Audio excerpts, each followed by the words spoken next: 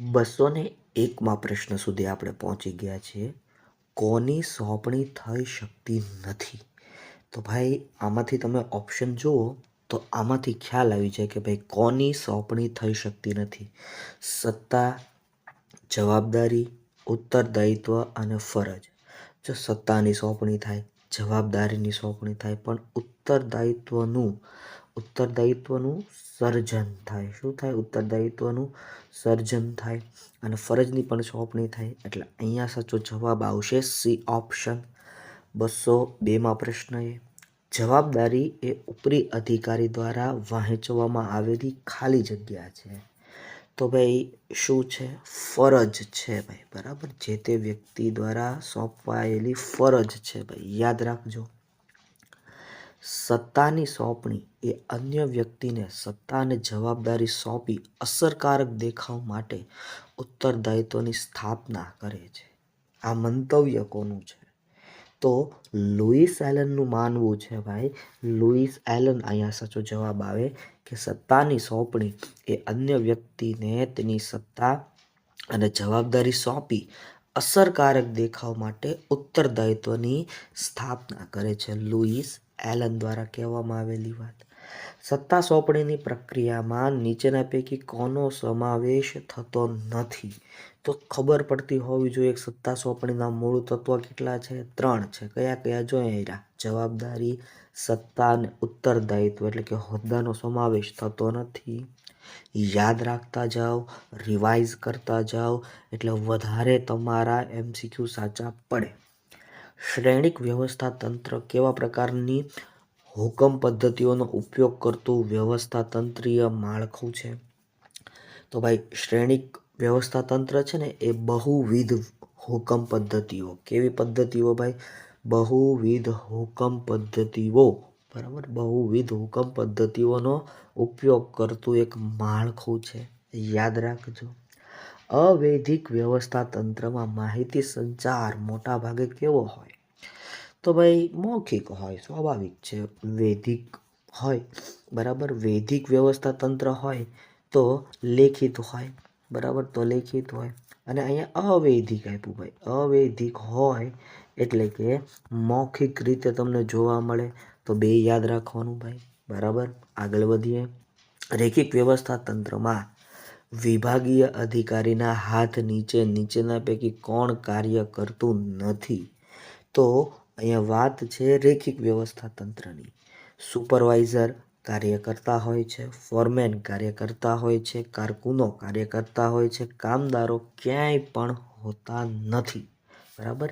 એટલે રેખિક વ્યવસ્થા તંત્રમાં વિભાગીય અધિકારીના હાથ નીચેના પૈકી કોણ કાર્ય કરતું નથી? તો કામદારો કાર્ય કરતા નથી. આકૃતિ સ્વરૂપે તૈયાર કરેલ ચાર્ટ ક્યાં મૂકવો જોઈએ? તો ભાઈ આકૃતિ સ્વરૂપે તૈયાર કરેલો ચાર્ટ તમારે નોટિસ બોર્ડ ઉપર મૂકવો જોઈએ. ક્યાં મૂકવાનો હોય? નોટિસ બોર્ડ ઉપર મૂકવાનો હોય, ખાસ યાદ રાખજો. આગળ વધીએ. વ્યવસ્થા તંત્રમાં વિકેન્દ્રિત પ્રવૃત્તિઓ અને કેવા હેતુસર આંતર સંબંધોની સ્પષ્ટતા દ્વારા કેન્દ્રિત બનાવી શકાય? જો ફરીવાર વાંચીએ. વ્યવસ્થા તંત્રમાં વિકેન્દ્રિત પ્રવૃત્તિઓ અને કેવા હેતુસર આંતર સંબંધોની સ્પષ્ટતા દ્વારા કેન્દ્રિત બનાવી શકાય છે? તો 209માં આવે છે સંકલન. સાચો જવાબ શું આવે ભાઈ? સંકલન, બરાબર. ખાસ યાદ રાખતા જજો ભાઈ. આગળ વધીએ. કાર્યોનું વેચાણ વિભાગમાં નીચેના પૈકી કયા કાર્યનો સમાવેશ થતો નથી? તો પહેલાં તો ઓપ્શન તપાસી લેવાના ભાઈ. વિજ્ઞાપન કાર્ય કરવું, પેકિંગ કાર્ય કરવું, વિતરણ કાર્ય કરવું અને ખરીદીનું કાર્ય કરવું. તો તમે ઓપ્શન જુઓ એનાથી ખ્યાલ આવે ભાઈ ખરીદીના કાર્ય હારી કાંઈ લેવા દેવા છે નહીં. વેચાણનું કાર્ય છે એટલે વિજ્ઞાપન કરવાનું હોય, જાહેરાત કરવાની હોય. પેકિંગનું કાર્ય વ્યવસ્થિત વસ્તુને પેક કરવાનું કાર્ય હોય. વિતરણ વ્યવસ્થા ગોઠવાની હોય, બરાબર. વિતરણ વ્યવસ્થામાં કોણ મધ્યસ્થી છે એની વ્યવસ્થા કરવાની હોય. તો અહીંયા કીધું એ પ્રમાણે આ 3નો સમાવેશ થાય, પણ ખરીદીના કાર્યનો એક પણ જગ્યાએ સમાવેશ થતો નથી. ખાસ યાદ રાખજો ભાઈ. આગળ વધીએ. વ્યવસ્થા તંત્રની રચના દ્વારા કાર્યકારણનો સંબંધ સ્થાપિત થાય છે તેવું કોણે જણાવ્યું? તો ભાઈ કાર્યકારણનો સંબંધ સ્થાપિત થાય એવું પીટર એફ ડ્રકર દ્વારા જણાવવામાં આવ્યું. ભાઈ કેવો? કાર્ય અને કારણ આ બંનેનો સંબંધ સ્થાપિત થાય છે. ભાઈ કાર્યકારણનો સંબંધ સ્થાપિત થાય છે આવું પીટર એફ ડ્રકર દ્વારા જણાવવામાં આવ્યું છે. નીચેના પૈકી કઈ બાબત વ્યવસ્થા તંત્રની મૂળભૂત જરૂરિયાત નથી? ઓપ્શન જોઈએ આપણે ભાઈ. દેખરેખ, અંદાજપત્ર, અંકુશ અને સંકલન. જો અહીંયા વાત થાય છે વ્યવસ્થા તંત્રની, તો વ્યવસ્થા તંત્રમાં મિત્રો તમે જાણો છો એ પ્રમાણે દેખરેખ રાખવામાં આવે, કર્મચારીઓ ઉપર દેખરેખ હોય, અંકુશ હોય, સંકલન હોય, પણ અંદાજપત્રને કાંઈ લેવા દેવા છે ને. એટલે આ પ્રશ્નમાં તમારો સાચો જવાબ શું બનશે ભાઈ? અંદાજપત્ર. વ્યવસ્થા તંત્ર કયા કાર્ય ઉપર આધારિત છે? તો ભાઈ વ્યવસ્થા તંત્ર છે ને એ આયોજનનું કાર્ય છે. કેનું કાર્ય છે ભાઈ? વ્યવસ્થા તંત્ર એ આયોજનનું કાર્ય છે. ખાસ યાદ રાખજો ભાઈ, શેનું કાર્ય છે? આયોજનનું કાર્ય છે. વ્યવસ્થા તંત્ર એ વિવિધ હેતુઓનું કેવા પ્રકારનું સંકલન કરતું માળખું છે? તો ભાઈ રૈખિક વ્યવસ્થા તંત્ર. ભાઈ વ્યવસ્થા તંત્ર એ વિવિધ હેતુઓનું કેવા પ્રકારનું સંકલન કરતું માળખું છે? રૈખિક. આમાં સાચો જવાબ આવે છે. એટલે અહીંયા રૈખિક ઓપ્શન આપણે ટીક કરી નાખશું. આગળ વધીએ. સંચાલન ધંધાકીય સાહસનું મગજ છે, આયોજન એ પ્રાણ છે, અને વ્યવસ્થા તંત્ર શું છે? તો વ્યવસ્થા તંત્રને શરીર કીધું. ભાઈ જો જોવા રેખું અને પાકું કરવા રેખું પૂછાય. ધંધાકીય સાહસનું મગજ, બરાબર, એ સંચાલન. સંચાલનને શું કીધું? મગજ કીધું ભાઈ, બરાબર. આયોજનને શું કીધું? આયોજનને પ્રાણ કીધા. તો વ્યવસ્થા તંત્ર ઓટોમેટિક શું બની જાય છે ભાઈ? તો વ્યવસ્થા તંત્ર ઓટોમેટિક શરીર બની જાય છે, બરાબર. ખાસ યાદ રાખજો. સંચાલનની સફળતાનો આધાર માત્ર આયોજન નહીં પણ કોના ઉપર હોય છે? તો ઓપ્શન આપેલા છે દોરવણી, સંકલન ઉપર, આયોજનના અમલ ઉપર ને અંકુશ ઉપર. તો આમાં જવાબ આવે આયોજનના અમલ ઉપર. કોના ઉપર રહેલો છે ભાઈ? આયોજનના અમલ ઉપર. કાર્યના વિભાગીકરણને કારણે નીચેનામાંથી શું શક્ય બને છે? તો શું શક્ય બને છે ભાઈ? વિશિષ્ટીકરણ શક્ય બનતું હોય છે. શું શક્ય બને? વિશિષ્ટીકરણ શક્ય બને છે. ખાસ યાદ રાખો. કયા વ્યવસ્થા તંત્રમાં સત્તા અને જવાબદારીની સોંપણી કાર્ય પ્રમાણે કરવામાં આવે છે? તો મિત્રો આમાં સાચો જવાબ આવશે કાર્ય અનુસાર વ્યવસ્થા તંત્ર, બરાબર. આમાં શું સાચો જવાબ આવશે? કાર્ય અનુસાર વ્યવસ્થા તંત્ર કાર્ય ઉપર આધારિત છે એટલા માટે. આયોજન ધંધાનું મગજ છે, તો વ્યવસ્થા તંત્ર ધંધાનું શું છે? તો વ્યવસ્થા તંત્રને ધંધાના શરીર સાથે સંકળાયેલ, બરાબર. વ્યવસ્થા તંત્રને શું કીધું? ધંધાનું શરીર કહી દીધું છે ભાઈ, ખાસ યાદ રાખતા જજો. આગળ વધીએ. રૈખિક વ્યવસ્થા તંત્રમાં સત્તાની સોંપણી કેવી રીતે થાય છે? તો તમે જાણો છો એ પ્રમાણે એક રેખિકમાં થાય, બરાબર. મતલબ કે સીધી લાઈનમાં કોણ કોને જવાબદાર રહેશે એવી રીતના સીધી લીટીમાં એક રેખિક રીતે ભાઈ વ્યવસ્થા તંત્રની અંદર જવાબદારી અને સત્તાની સોંપણી થાય. નિષ્ણાતોના કાર્યને મહત્વ મળે તથા વિશિષ્ટીકરણ અપનાવી શકાય તે માટે અસ્તિત્વમાં આવેલું વ્યવસ્થા તંત્ર એટલે કયું વ્યવસ્થા તંત્ર? તો મિત્રો તમે જાણો છો ભાઈ આમાં સાચો જવાબ શું બની શકે? કેમ કે આ પૂછાવા લાયક ક્વેશ્ચન કહેવાય. તો નિષ્ણાતોના કાર્યને મહત્વ મળે તથા વિશિષ્ટીકરણ અપનાવી શકાય તે માટે અસ્તિત્વમાં આવેલું વ્યવસ્થા તંત્ર એટલે એકમાત્ર કાર્ય અનુસાર વ્યવસ્થા તંત્ર. જવાબ શું આવશે ભાઈ? કાર્ય અનુસાર વ્યવસ્થા તંત્ર. વ્યવસ્થા તંત્રનો સરળ અને પ્રાચીન પ્રકાર છે જેને લશ્કરમાં વર્ષોથી ઉપયોગ થતો આવ્યો એટલે કયું વ્યવસ્થા તંત્ર? એટલે ભાઈ રૈખિક વ્યવસ્થા તંત્ર, બરાબર. આમાં સાચો જવાબ શું આવે? રૈખિક વ્યવસ્થા તંત્ર. કયું વ્યવસ્થા તંત્ર એ વૈદિક વ્યવસ્થા તંત્રનો પડછાયો છે? તો અવૈદિક વ્યવસ્થા તંત્ર એ જે કીધું એ પ્રમાણે ભાઈ વૈદિક વ્યવસ્થા તંત્રનો પડછાયો છે. રૈખિક વ્યવસ્થા તંત્રમાં સર્વોચ્ચ સત્તા કોની પાસે હોય છે? તો સર્વોચ્ચ સત્તા ભાઈ સંચાલક મંડળ પાસે હોય. કોની પાસે હોય ભાઈ? સંચાલક મંડળ પાસે હોય. આયોજકોએ ઘડેલી યોજનાઓના વાસ્તવિક અમલ માટે જે વહીવટી માળખું રચવામાં આવે છે તેને શું કહેવાય? તો એને જ વ્યવસ્થા તંત્ર કહેવાય. તેને જ વ્યવસ્થા તંત્ર કહેવાય છે. વ્યવસ્થા તંત્રની રચનાનો પ્રથમ તબક્કો એટલે શું? તો ભાઈ ધ્યેયોની સ્પષ્ટતા. બરોબર, ધ્યેય સ્પષ્ટ કરવામાં આવે એ વ્યવસ્થા તંત્રની રચનાનો પ્રથમ તબક્કો કહેવાય. ધ્યેયોની સ્પષ્ટતા. હુકમ આપવાનો અને તેનો અમલ થાય તે જોવાનો અધિકાર એટલે શું? એટલે ભાઈ સત્તા, બીજું કાંઈ નહીં ભાઈ. હુકમ આપવાનો અને તેનો અમલ થાય તે જોવાનો અધિકાર એટલે સત્તા. યાદ રાખવા જેવી બાબત.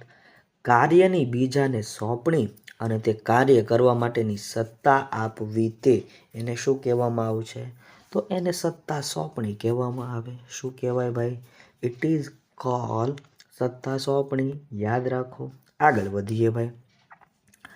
સત્તાના વિકેન્દ્રીકરણના કારણે અધિકારીઓ ખાલી જગ્યા અનુભવે. શું અનુભવે? તો ભાઈ ઝડપી નિર્ણય લઈ શકે. સ્પીડમાં નિર્ણય લઈ શકાય ભાઈ. બરોબર, ઝડપી નિર્ણય લેવાની શક્તિ મળે. સત્તાની સોંપણીની પ્રક્રિયાનો પ્રથમ સોપાન કયું છે? તો સત્તાની સોંપણીની પ્રક્રિયાનું પ્રથમ સોપાન છે જવાબદારીની સોંપણી. બરાબર, શેની સોંપણી ભાઈ? જવાબદારીની સોંપણી. જવાબદારીની સોંપણી એ સત્તા સોંપણીની પ્રક્રિયાનું કયું પગથિયું છે?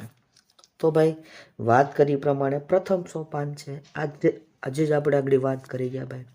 સત્તા સોંપણીની પ્રક્રિયાનું પ્રથમ સોપાન પૂછે તો વાત કરી પ્રમાણે સત્તાની સોંપણી. જવાબદારીની સોંપણી એ સત્તા સોંપણીની પ્રક્રિયાનું કેટલામું પગથિયું છે ભાઈ? તો એ પણ અહીંયા તમને પ્રથમ આપ્યું છે. બરાબર, યાદ રાખજો ભાઈ. બરાબર, જવાબદારીની સોંપણી એ પ્રથમ છે અને આ પણ પ્રથમ જ છે. ક્રમ તમને આપેલા છે. ઉત્તરદાયિત્વનો માર્ગ કઈ તરફ હોય છે? ભાઈ ઉત્તર દેવા માટે કઈ રીતના તમે બંધાયેલા હોવ? તો ઉત્તર દેવા માટે નીચેથી ઉપરની તરફ તમે બંધાયેલા હોવ. બરાબર, એટલે નીચેથી ઉપરની તરફ સાચો જવાબ બને છે. તળ સપાટી એ સત્તા સોંપણીનો વ્યવસ્થિત પ્રયત્ન છે જેનો અમલ કેન્દ્રિત સ્થળેથી થાય છે. એટલે શું? તો ભાઈ એટલે જ વિકેન્દ્રીકરણ. તળ સપાટીએ સત્તા સોંપણીની વ્યવસ્થાનો પ્રયત્ન છે અને જેનો અમલ કેન્દ્રિત સ્થળેથી થાય એટલે શું? તો એટલે વિકેન્દ્રીકરણ. જેના દ્વારા અન્ય પાસેથી કામ લઈ શકાય તે અધિકાર એટલે શું? તો એટલે ભાઈ સત્તા. બરાબર, પાવરની વાત છે ભાઈ, સત્તાની વાત છે ભાઈ. ખાસ યાદ રાખજો. આગળ વધીએ. સત્તા સોંપણીના મૂળ તત્વો કેટલા છે? તો સત્તા સોંપણીના મૂળ તત્વો 3 છે ભાઈ. બરોબર, કયા કયા? એક તો સત્તા, એક જવાબદારી અને એક ઉત્તરદાયિત્વ. યાદ રાખવા જેવી બાબત. કયા વ્યવસ્થા તંત્રમાં સત્તાનો પ્રવાહ બેવડો હોય છે? તો ભાઈ સત્તાનો પ્રવાહ બેવડો ક્યાં તમને જોવા મળે? શ્રેણિક વ્યવસ્થા તંત્રમાં ભાઈ. બરાબર, શ્રેણિક વ્યવસ્થા તંત્રમાં તમને સત્તાનો પ્રવાહ કેવો જોવા મળે? બેવડો જોવા મળે. વ્યવસ્થા તંત્રના આધુનિક સ્વરૂપનું કયું વ્યવસ્થા તંત્ર છે? તો આધુનિક સ્વરૂપનું વ્યવસ્થા તંત્ર એટલે જ ભાઈ શ્રેણિક વ્યવસ્થા તંત્ર. ખાસ યાદ રાખતા જાઓ. કયા વ્યવસ્થા તંત્રને વિભાગીય વ્યવસ્થા તંત્ર તરીકે ઓળખવામાં આવે છે? તો ભાઈ વિભાગીય વ્યવસ્થા તંત્ર એટલે રૈખિક વ્યવસ્થા તંત્ર. વિભાગીય વ્યવસ્થા તંત્ર એટલે રૈખિક વ્યવસ્થા તંત્ર. વૈદિક વ્યવસ્થા તંત્રનું માળખું કેવું કદ ધરાવતું હોય છે? તો વૈદિક વ્યવસ્થા તંત્રનું માળખું ભાઈ યાદ રાખજો, મોટું કદ ધરાવતું હોય. કેવું કદ ધરાવતું હોય ભાઈ? મોટું કદ ધરાવતું હોય છે. વ્યવસ્થા તંત્રની રચના કરતા પહેલા શું અનિવાર્ય છે? તો મિત્રો આમાં સાચો જવાબ આવે આયોજન અનિવાર્ય છે. શું અનિવાર્ય છે ભાઈ? આયોજન અનિવાર્ય છે. 2 કે તેથી વધુ વ્યક્તિઓ સહકાર દ્વારા થતી પ્રવૃત્તિ એટલે વ્યવસ્થા તંત્ર. આવું કોણે કીધું છે ભાઈ? તો ચેસ્ટર આઈ બર્નાર્ડ. બરાબર, ચેસ્ટર આઈ બર્નાર્ડની આ વ્યાખ્યા છે. ઉમેદવારોનો સ્વભાવ અને આત્મવિશ્વાસ જાણવા માટે કઈ કસોટી લેવામાં આવે છે ભાઈ? તો ઉમેદવારોનો સ્વભાવ જાણવો હોય, આત્મવિશ્વાસ જાણવો હોય તો મનોવૈજ્ઞાનિક કસોટી લેવામાં આવે. કઈ કસોટી લેવામાં આવે? મનોવૈજ્ઞાનિક કસોટી લેવામાં આવે. ભરતી પછીનું બીજું કાર્ય કયું છે? તો ભરતી પછીનું બીજું કાર્ય પસંદગી કરવી ભાઈ, બરાબર. ચોઇસ, પસંદગીનું કાર્ય એ ભરતી પછીનું બીજું કાર્ય છે. કર્મચારી વ્યવસ્થા એ સંચાલનનું કેવા પ્રકારનું કાર્ય છે? તો એ સંચાલકીય કાર્ય છે. કેવું કાર્ય છે ભાઈ? સંચાલકીય કાર્ય છે. ખાસ યાદ રાખો. બિન સંચાલકીય કર્મચારીઓની પસંદગીની પ્રક્રિયા કેવી છે? ટૂંકી છે અને સરળ છે, બરાબર. બિન સંચાલકીય કર્મચારીઓની પસંદગીની પ્રક્રિયા કેવી છે ભાઈ? ટૂંકી અને સરળ છે.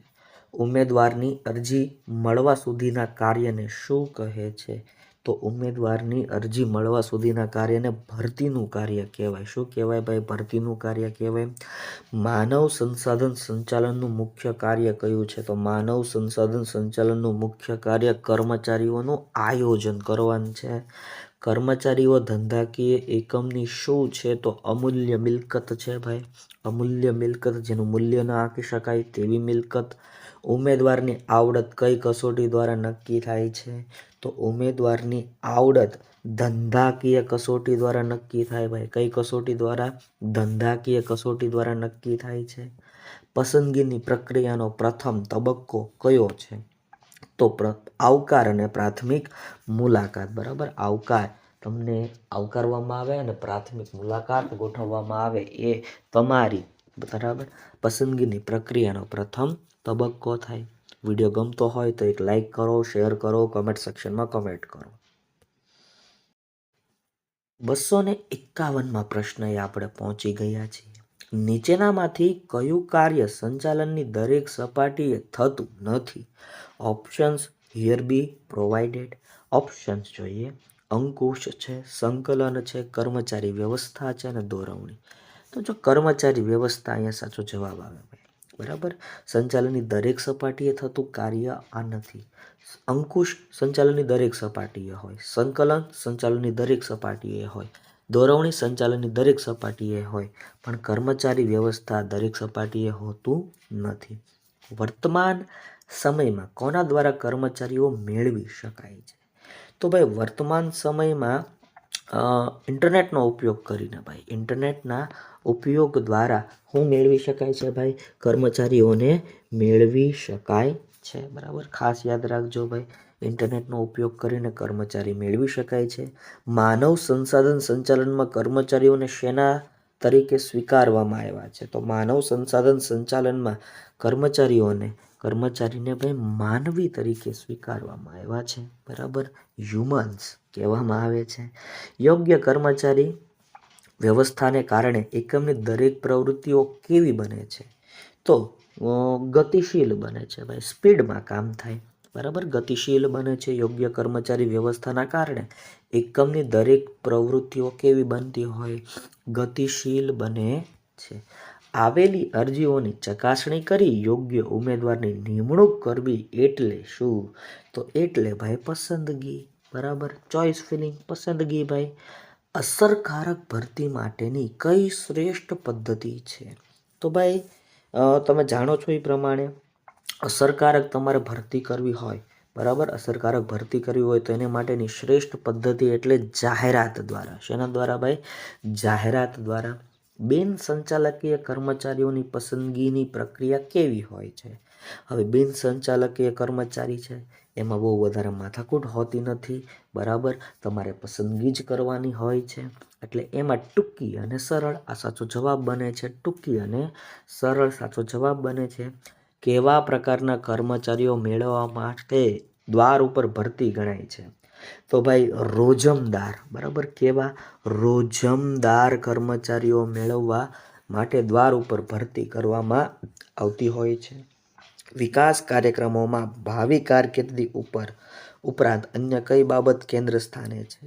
તો ભાવિ કારકિર્દી ઉપરાંત સંભવિત પડકારો કેન્દ્ર સ્થાને છે ભાઈ, બરાબર. કેવા પડકારો ભાઈ?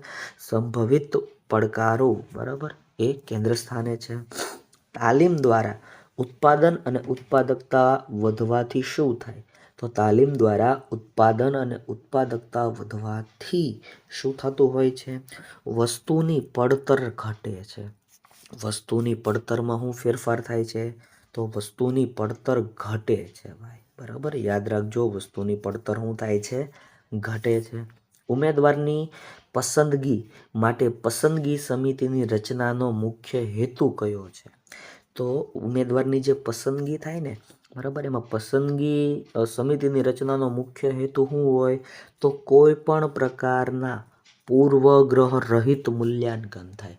બરાબર, કોઈ પણ પ્રકારના પૂર્વગ્રહ રહિત મૂલ્યાંકન થાય એના માટે પસંદગી સમિતિની રચના કરવામાં આવતી હોય છે. બરાબર, ખાસ યાદ રાખજો પસંદગી સમિતિની રચના શું કામ થાય? ઉમેદવારોની વિવિધ કસોટીઓ લેતી વખતે નીચેના પૈકી કઈ બાબત ધ્યાનમાં લેવામાં આવતી નથી? જોઈએ, માનસિક ક્ષમતા, ચપળતા, અભિરુચિ, બાહ્ય વ્યક્તિત્વ.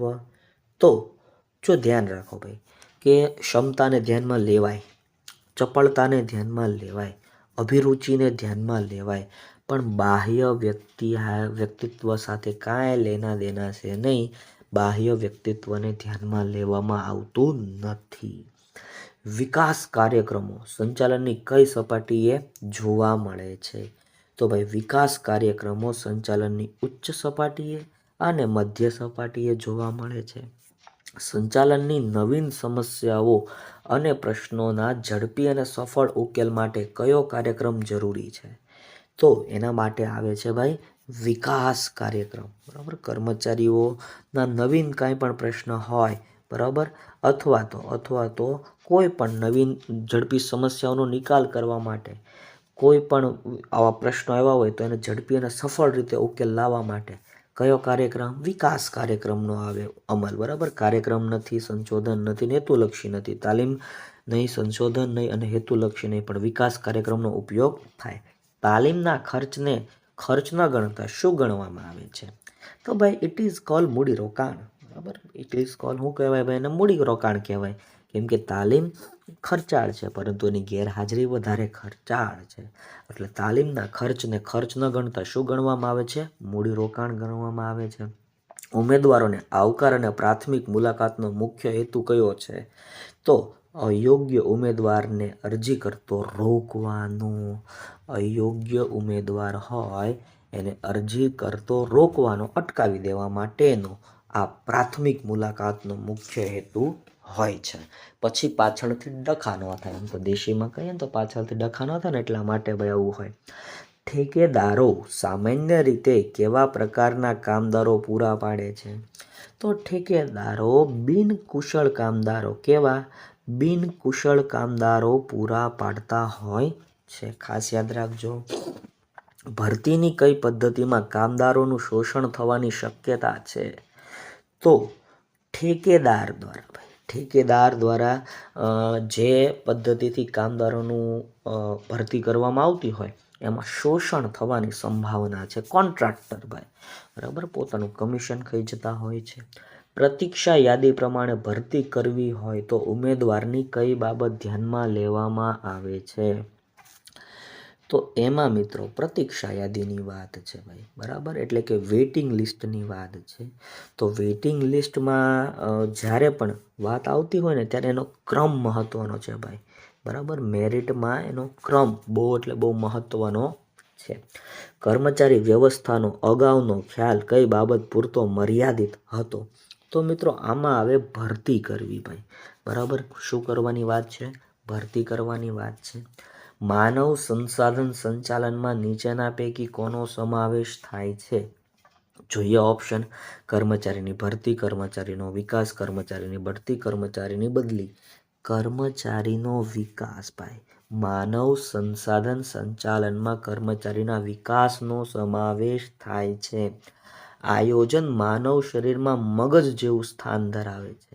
તો કર્મચારીઓ વ્યવસ્થા તંત્રમાં માનવ શરીરના કયા અંગ જેવું સ્થાન ધરાવે છે ભાઈ?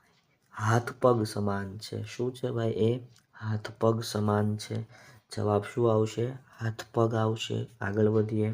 ધંધાકીય એકમની સફળતાનો આધાર કર્મચારીની કઈ બાબત ઉપર રહેલો છે?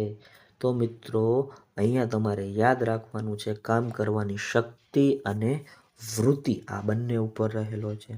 ધંધાકીય એકમની સફળતાનો આધાર કર્મચારીઓની કઈ બાબત ઉપર રહેલો છે? કામ કરવાની શક્તિ અને વૃત્તિ, આ બંને ઉપર રહેલો છે. પસંદગીની પ્રક્રિયાનો પ્રથમ તબક્કો કયો છે? તો આવકાર અને પ્રાથમિક મુલાકાત. બરાબર, આવકાર અને પ્રાથમિક મુલાકાત. બરાબર, આ ખાસ યાદ રાખજો. આવકાર અને પ્રાથમિક મુલાકાત ભાઈ, એની અહીંયા તમને વાત કરેલી જોવા મળે છે. આગળ વધીએ. ઉચ્ચ સંચાલકો અને વિભાગીય અધિકારીઓને આપવામાં આવતું સૈદ્ધાંતિક અને પ્રાયોગિક જ્ઞાન એટલે શું? એટલે વિકાસ ભાઈ.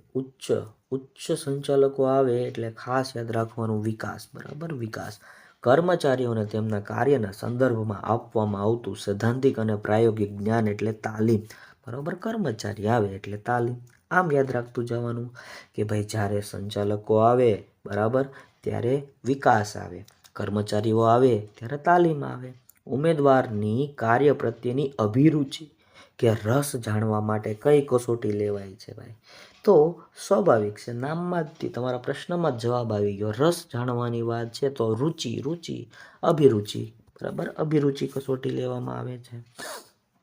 આવેલી અરજીઓની ચકાસણી કરી યોગ્ય ઉમેદવારની નિમણૂક કરવી એટલે શું? તો એટલે જ ભાઈ, એટલે જ પસંદગી. એટલે જ શું? પસંદગી. કર્મચારીઓ માત્ર ઉત્પાદનનું સાધન નથી, પરંતુ ધંધાકીય એકમની અમૂલ્યવાન એટલે કે મૂલ્યવાન, બરાબર, મૂલ્યવાન મિલકત છે ભાઈ, મૂલ્યવાન મિલકત છે. શાના કારણે કર્મચારી પગાર, હોદ્દો, સત્તા અને જવાબદારીમાં વધારો થાય છે? તો બઢતીના કારણે ભાઈ. શેના કારણે? બઢતીના કારણે કર્મચારીઓના પગાર, હોદ્દો, સત્તા અને જવાબદારીમાં શું થાય? વધારો થાય. યોગ્ય સમયે, યોગ્ય સંખ્યામાં, યોગ્ય જગ્યા માટે યોગ્ય લાયકાત ધરાવતી વ્યક્તિઓ મેળવવી, કેળવવી અને જાળવવી ની પ્રક્રિયા એટલે 281માં ભરતી સાચો જવાબ આવે છે. શું જવાબ આવે ભાઈ? ભરતી સાચો જવાબ અહીં બને છે. ખાસ યાદ રાખજો. આગળ વધીએ. મોટા ભાગના એકમો વર્તમાન સમયમાં હવે કર્મચારી વ્યવસ્થાના વિભાગને કયા નામે ઓળખે છે? તો માનવ સંસાધન વિભાગ. બરાબર, human resource management. Human resource management. ધ્યેય પ્રાપ્તિ માટે જરૂરી કર્મચારીઓનું આયોજન કરવું, તેમની પ્રાપ્તિ અને તેમના વિકાસની પ્રક્રિયા એટલે શું? તો એટલે માનવ સંસાધન સંચાલન, હ્યુમન રિસોર્સ મેનેજમેન્ટ. કર્મચારી વ્યવસ્થા માનવ શરીરમાં શાનું સ્થાન ધરાવે છે? તો હાથ પગનું સ્થાન ધરાવે છે. શેનું સ્થાન ધરાવે ભાઈ? હાથ પગનું સ્થાન ધરાવે છે. ધંધાકીય એકમના ભવિષ્યના આધાર અને અન્ય પરિબળોની સરખામણી કોના ઉપર છે? તો એ મિત્રો આવે છે કર્મચારીઓ ઉપર. શેના ઉપર? કર્મચારીઓ ઉપર ભાઈ. કર્મચારી વિનાના ધંધાની પરિસ્થિતિ એ કોના વિનાના હાડપિંજર જેવી છે? તો એ મિત્રો સાચો જવાબ એમાં આવે છે આત્મા વગરના હાડપિંજર જેવી છે. બરાબર, આત્મા વગરના શેના જેવી છે? હાડપિંજર જેવી છે. કયું કાર્ય વ્યક્તિ વિકાસની પ્રક્રિયા છે? કયું કાર્ય વ્યક્તિ વિકાસની પ્રક્રિયા છે? તો કર્મચારી વ્યવસ્થા એ વ્યક્તિ વિકાસની પ્રક્રિયા છે. કર્મચારીઓની ભરતી, પસંદગી, તાલીમ, બઢતી અને નિવૃત્તિ પછીના કાર્યોનો સમાવેશ શેમાં થાય છે? તો મિત્રો એમાં થાય છે કર્મચારી વ્યવસ્થા. ભાઈ, કર્મચારીઓની ભરતી, પસંદગી, તાલીમ, બઢતી અને નિવૃત્તિ પછીના કાર્યોનો સમાવેશ શેમાં થાય? કર્મચારી વ્યવસ્થામાં થતો હોય છે. કર્મચારી વ્યવસ્થા એ સંચાલનનું કેવું પ્રકારનું કાર્ય છે ભાઈ? કેવા પ્રકારનું કાર્ય છે? તો સંચાલકીય કાર્ય છે. કેવું કાર્ય છે ભાઈ? સંચાલકીય કાર્ય છે. ખાસ યાદ રાખજો, સંચાલકીય કાર્ય છે. બરાબર, પૂછાઈ ગયું છે. આગળ વધીએ. માનવ સંસાધન સંચાલનનું મુખ્ય કાર્ય. માનવ સંસાધન સંચાલનનું મુખ્ય કાર્ય કર્મચારીઓનું આયોજન કરવું. શેનું આયોજન કરવું? કર્મચારીઓનું આયોજન કરવું. તળ સપાટી સંચાલનથી અહેવાલ સ્વરૂપે ઉચ્ચ સપાટીએ સંચાલન સુધી માહિતી મોકલવાની પ્રક્રિયા એટલે માહિતી પ્રેષણ. બરાબર, એટલે શું ભાઈ? માહિતી પ્રેષણ. બરાબર, તળ સપાટીથી ભાઈ માહિતી અહેવાલ સ્વરૂપે ઉચ્ચ સપાટી સંચાલન સુધી પહોંચાડવામાં આવે એને માહિતી પ્રેષણ કહેવામાં આવે છે. દ્રશ્ય માહિતી સંચારમાં નીચેના પદ્ધતિઓનો સમાવેશ થતો નથી. નકશા, ટેલિવિઝન, રંગો અને આલેખ તો ભાઈ આમાં ટેલિવિઝનનો સમાવેશ ન થાય, એટલે કે B option is a right answer. નેતૃત્વના અમલ માટે શાનું અસ્તિત્વ હોવું જોઈએ? તો ભાઈ નેતૃત્વના અમલ માટે તાબેદારોનું અસ્તિત્વ હોવું જોઈએ. શેનું અસ્તિત્વ હોવું જોઈએ? તાબેદારોનું અસ્તિત્વ હોવું જોઈએ. એક વ્યક્તિ દ્વારા બીજી વ્યક્તિને સ્પષ્ટ અને અકબંધ સ્વરૂપમાં માહિતી પહોંચાડવી એટલે શું? તો એટલે મિત્રો શું? અકબંધ સ્વરૂપમાં માહિતી પહોંચાડવાની વાત છે, જેને માહિતી સંચાર કહેવાય. નીચેનામાંથી કયું પ્રોત્સાહન નાણાકીય પ્રોત્સાહન છે? તો નાણાકીય પ્રોત્સાહન એટલે ભાઈ બઢતી. નાણાકીય પ્રોત્સાહન એટલે શું આમાં આપેલું છે ભાઈ? બઢતી આપેલું છે. પ્રોત્સાહન આપીને અપેક્ષિત ધ્યેય પ્રાપ્ત કરવાની પ્રક્રિયાને શું કહેવાય? તો ભાઈ એને શું કહેવામાં આવે છે? એને યાદ રાખજો, અભિપ્રેરણ કહેવાય. શું કહેવાય? અભિપ્રેરણ કહેવાય. દોરવણીની જરૂર કઈ સપાટીએ હોય છે? તો દોરવણીની જરૂર દરેક સપાટીએ હોય છે. દોરવણીમાં હુકમો, સૂચનો અને માર્ગદર્શન ઉપરાંત શાનો સમાવેશ થાય છે? તો મિત્રો શેનો સમાવેશ થાય? દેખરેખનો સમાવેશ થાય છે. નીચેના પૈકી કોનો સમાવેશ સારા નેતાના ગુણોમાં થતો નથી? તો ઓપ્શન જુઓ, શારીરિક, બૌદ્ધિક, મનોવૈજ્ઞાનિક અને સામાજિક. સામાજિક અહીંયા કંઈ લેવા દેવા છે નહીં. બૌદ્ધિક ગુણોનો સમાવેશ થાય, મનોવૈજ્ઞાનિક ગુણોનો સમાવેશ થાય અને શારીરિક ગુણોનો પણ સમાવેશ થાય. બરાબર. અવૈધિક માહિતી સંચાર મોટા ભાગે કયા સ્વરૂપે થાય છે? તો અવૈધિક માહિતી સંચાર મોટા ભાગે મૌખિક સ્વરૂપે થાય. કયા સ્વરૂપે થાય ભાઈ? મૌખિક સ્વરૂપે થાય છે. વિડીયો ગમ્યો હોય તો લાઈક કરો, શેર કરો, કમેન્ટ સેક્શનમાં કમેન્ટ કરો અને અમારી આ ચેનલને સબસ્ક્રાઈબ કરીને રાખો. ફરી મળીશ. જય હિન્દ, જય ભારત, વંદે માતરમ.